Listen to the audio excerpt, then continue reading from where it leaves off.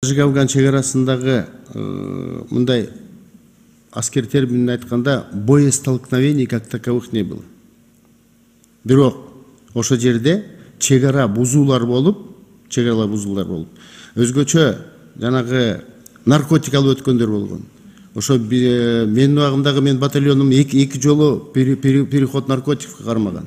Менден мурунку батальондордо ар жактан, Афганистан жактардан келип туруп биздин жоокерлерди пленге алып кеткен убакыттар болгон.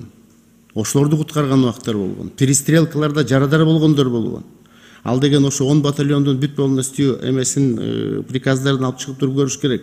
А жерде менин убагымда жер титирөө болуп туруп, землянка урап туруп ошол жерде 24 жоокерлерибиз жаратылган. Харрок, Душанбе, Бишкекке жеткизип, ошолордун ошонун арасында бирөө курман болгон. А ошо жердеги условияны депутат Мадымаров көргөн. 96-жылы 27 декабрда ошол жерге гуманитардык жардам апарган.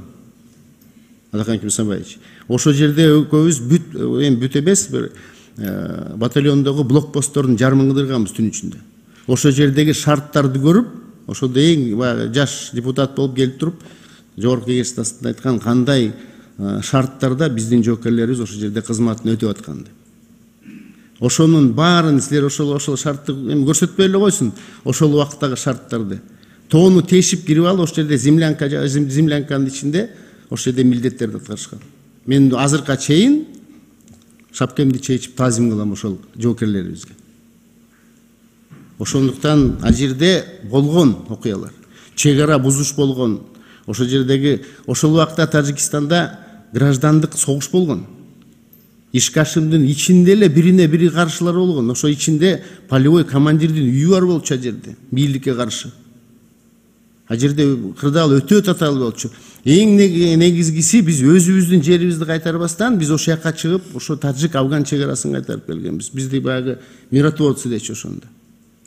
Ошол жерге кызматтарын аткарып келип, ошол убакта Россиянын генерал-полковник Коробко дегени келип, таң калган кыргыз жоокерлеринин ошол жердеги тартибине.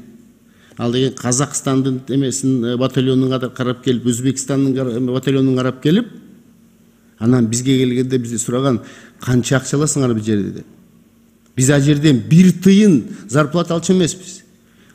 7 ай, 8 ай ошоға кызмат кылып келгенден кийин, анан бул жерде ошол бир күндүк болгонубузду 3 күнгө санап туруп, ошондой зарплата төлөп берчү да. Ал жерде кырдаал 90-жылдары аскер армия ачка калган убакыт болчу да.